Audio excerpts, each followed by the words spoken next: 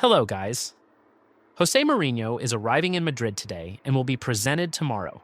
One of football's most dramatic managerial returns is officially underway.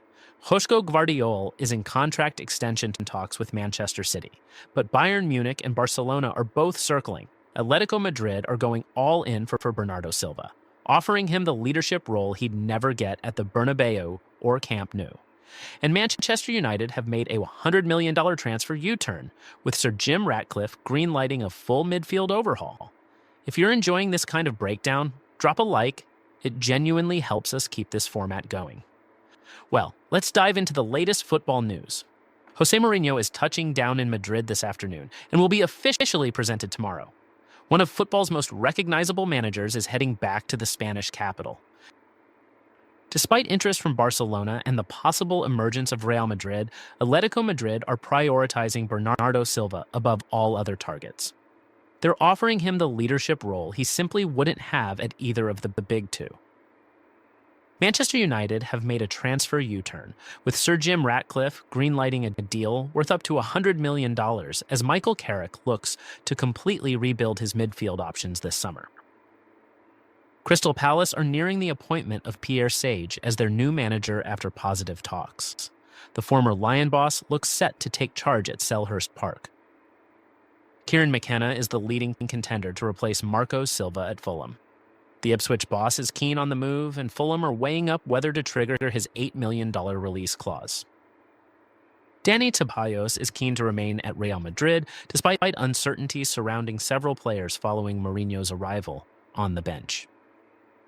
Bournemouth have placed an $80 million valuation on midfielder Alex Scott and plan to offer him a new deal with a release clause. Liverpool, Manchester United, and Spurs are all monitoring the situation. Ronald Araujo has returned to Uruguay after undergoing medical treatment in Spain and is in perfect condition to join Marcelo Bielsa's squad for the World Cup.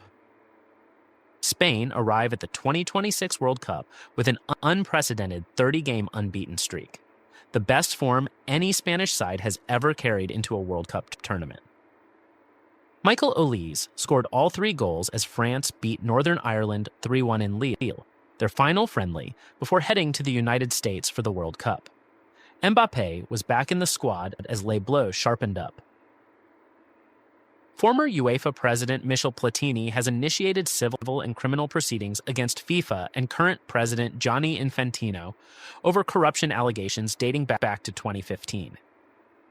Tony D'Amico will become AS Roma's new director and will immediately prioritize new contracts for Paulo Dybala and Gianluca Mancini, 2 of the club's most important figures. Manchester United are considering Karl Darlow as a backup goalkeeper option. His Leeds United contract expires this summer, and United are expecting both Andre Onana and Altay Bayindir to depart. Athletic Club president Uriarte has revealed that Edin Terzic was so captivated by the Bilbao project that he turned down offers from clubs competing in the Champions League to take the job. The Somali Ministry of Sports has expressed deep regret after referee Omar Abdul Qadir Artan was refused entry at the U.S. border, preventing him from officiating at the World Cup, a historic first for Somali football that will now not happen. ESPN journalist Julien Laurent argues that Kylian Mbappé has already secured his place as an all-time great in French football, and insists there is still plenty more to come from the national team captain. Days after stepping down as co-chairman of West Ham, David Sullivan is facing accusations from 7 women of sexual exploitation and abuse of power. A deeply serious situation for the club's majority shareholder. Southampton are expected to accept a significant bid from West Ham for defender Taylor Harwood-Bellis this summer. Everton are reportedly among the clubs interested in signing Atalanta wingback Raul Bellanova, who has been one of Serie A's standout fullbacks this season. Getafe manager Jose Bordalas is close to extending his contract with the club after the 2 parties brought their positions closer together in recent hours.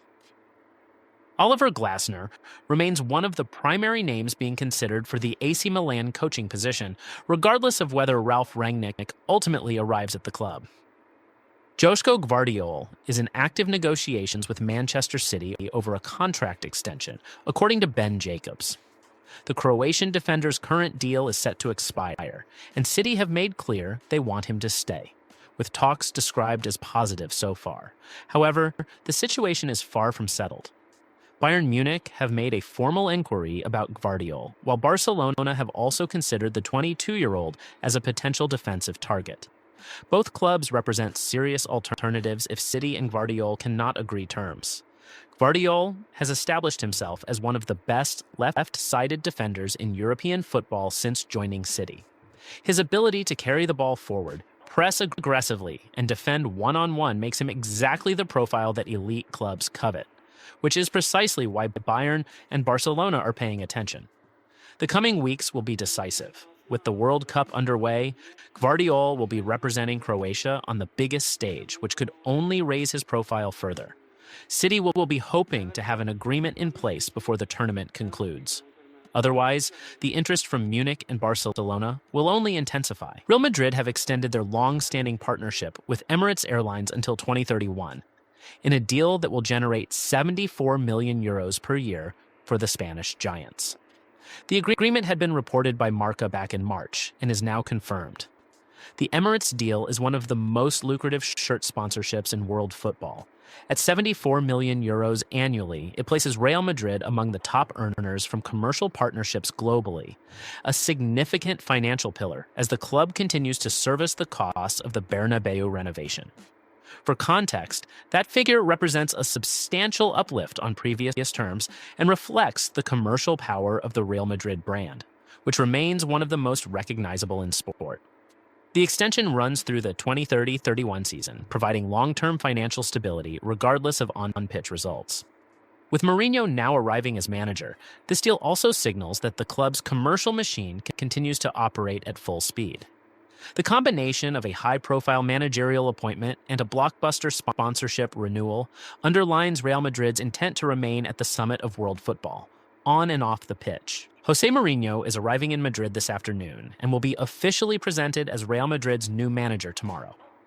It is one of the most dramatic managerial returns in recent football history. Mourinho previously managed the club between 2010 and 2013, winning La Liga in 2011-12 with a record 100 points. His return comes at a moment of transition for Real Madrid. The club has been navigating a post-Ancelotti era, and Mourinho's appointment signals a desire for a more combative, tactically rigid approach. Several players who had appeared to be heading for the exit are now reconsidering. Dani Ceballos, for instance, has made clear he wants to stay and fight for his place under the new manager. Mourinho's track record at the Bernabeu is complicated. His 3-year spell produced a league title, but also significant internal friction, most notably his public disputes with Iker Casillas. Whether the club and the manager have both evolved enough to make a second stint work is the central question. What is certain is that Mourinho will demand investment. With the Emirates deal providing 74 million euros annually in commercial revenue and the Bernabeu renovation nearing completion, Real Madrid have the financial firepower to back him. The transfer window is about to get very interesting in the Spanish capital. Former UEFA president Michel Platini has initiated civil and criminal legal proceedings against FIFA and its current president, Gianni Infantino, targeting corruption allegations that date back to 2015. The move represents a significant escalation in a long-running dispute between two of football's most powerful figures. The 2015 allegations originally centered on a 2 million Swiss franc payment made by FIFA to Platini, which led to Platini being banned from football by the Court of Arbitration for Sport. Platini has consistently maintained his innocence, arguing the payment was legitimate remuneration for advisory work carried out for former FIFA president Sepp Blatter. Infantino, who succeeded Blatter as FIFA president, has been a central figure in the governance of world football ever since, and now finds himself directly named in Platini's legal action. The timing, with the 2026 World Cup just getting underway in North America, adds a significant layer of political tension to the proceedings. The legal process will take time to unfold, but the implications could be far-reaching. If Platini's case gains traction, It would place FIFA's leadership under renewed scrutiny at the very moment the organization is hosting its most ambitious and commercially significant tournament in history. Atletico Madrid have made Bernardo Silva their #1 transfer priority this summer, and they are prepared to go to significant lengths to secure his signature. Despite competing interest from Barcelona and the potential emergence of Real Madrid, Diego Simeone's side are offering Silva something the bigger clubs cannot: a central, defining role in the team's identity. Silva's contract situation at Manchester City has been the subject of speculation for some time. The Portuguese midfielder has been one of the most consistently excellent players in European football over the past several years, but at City, he has often been deployed in a rotational capacity rather than as an undisputed starter. Atletico's pitch is straightforward: come to Madrid and be the leader of this project. Simeone has built his greatest teams around players who embrace responsibility and pressure, and Silva's profile fits that mold precisely. At 31, he is entering the phase of his career where legacy and consistent involvement matter as much as silverware. The financial side of any deal would be significant. City are under no obligation to sell, and Silva's market value remains high. But with the World Cup providing a backdrop and Silva's future unresolved, Atletico will be working hard to make this happen before the summer window closes. Guys, don't forget to like, comment, and subscribe for more exciting football news. Stay tuned for our next video. Until then, take care and see you soon.